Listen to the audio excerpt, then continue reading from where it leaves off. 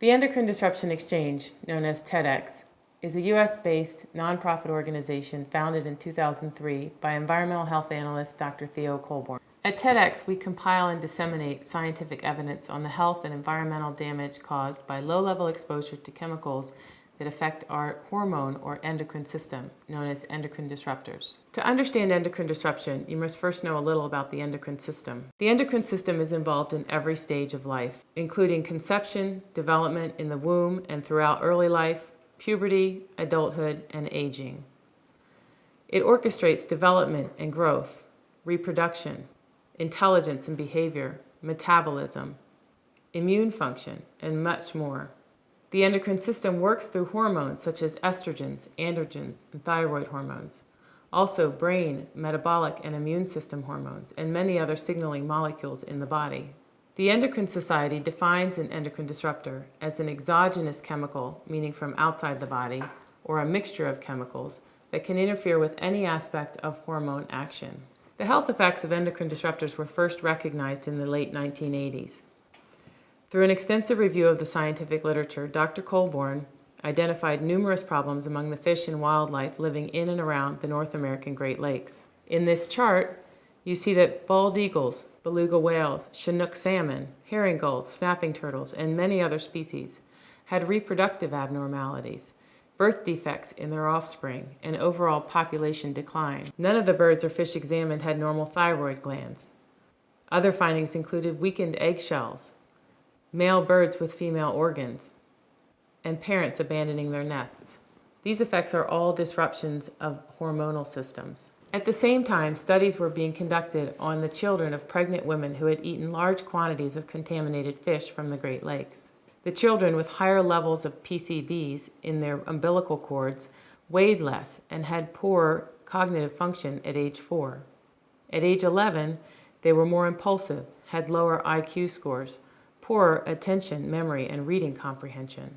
In 1991, a work session was held with scientists from 17 different disciplines to discuss their related findings.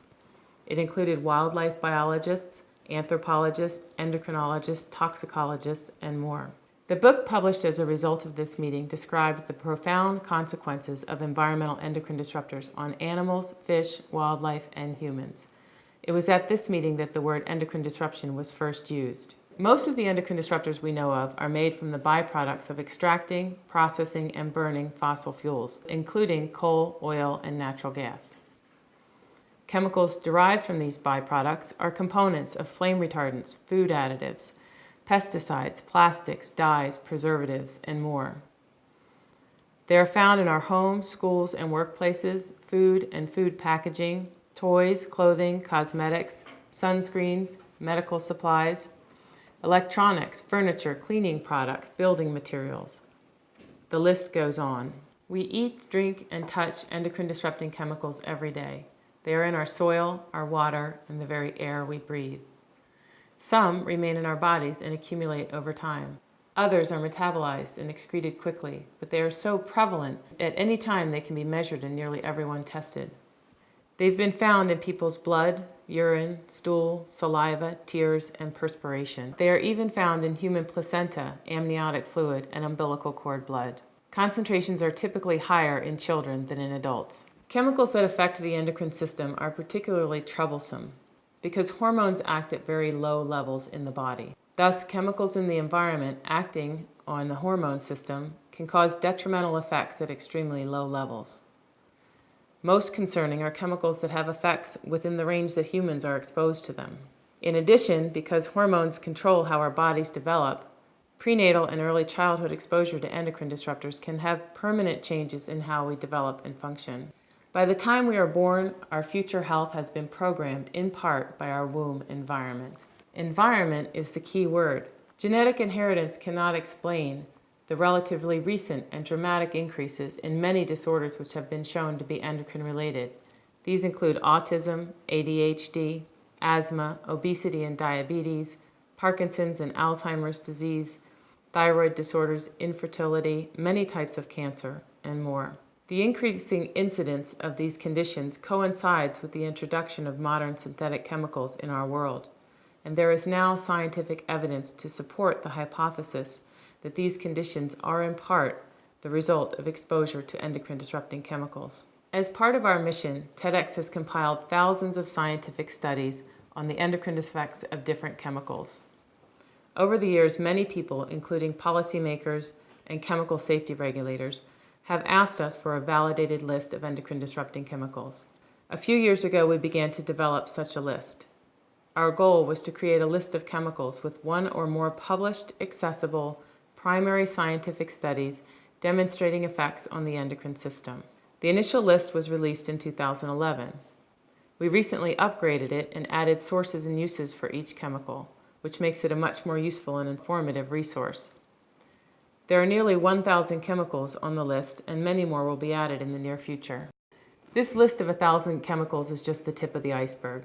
There are hundreds of thousands of chemicals in existence, most of which have never been tested for endocrine disruption. In fact, the way that governments typically assess chemicals for their safety, referred to as risk assessment, does not work for endocrine disruptors for several reasons. First, government agencies don't require chemicals to be tested at the very low concentrations at which hormones function. In fact, they look for effects at higher doses and assume that lower doses are safe, without actually testing the exposures they declare are safe. What they really need to do is test chemicals at exposures that are comparable to what humans are exposed to. Second, typical endpoints in government tests are organ weights, birth defects, deformities, cancer, and death. Tests for endocrine disruption need to be relevant and sensitive to hormone function across the broad spectrum of biological systems that hormones govern. Third, hormones affect us in different ways at different times during our lives. Critical periods of exposure include prenatal and early childhood development, puberty, pregnancy, and even reproductive senescence. The effects of exposure during these time points should be measured for regulatory purposes. Fourth, endocrine-related health effects can show up at any stage in life. For example, prenatal exposure to endocrine disruptors can lead to effects that don't manifest until adulthood. Endocrine disruption can also affect the children and grandchildren of the exposed generation. Government testing needs to reflect these long-term multi-generational effects. The uniqueness and complexity of endocrine disruption demands intelligent, careful thought in order to develop a regulatory framework that protects us from harmful exposures. Families and indeed entire nations are struggling under the physical, emotional, and financial burden of endocrine disruption. In the U.S., we spend over $1 trillion a year treating endocrine-related disorders. Better treatments are not the answer. It's time to focus on prevention. And that's where a little bit of good news comes in. You can't change your genes, but you can change your environment. You can tell your politicians we need better laws to reduce our exposure to endocrine-disrupting chemicals. And you can do your best to avoid unnecessary exposure. It's not always easy. A good simple motto is learn more, use less. Remember that. Learn more, use less. The TedX list is the first step in learning how to make smart choices in what we eat, drink, breathe, and put on our skin. It is for our own good and the good of the next several generations to come. I would like to thank the entire TedX staff and of course our many supportive funding sources. You can find more information on our website at endocrinedisruption.org.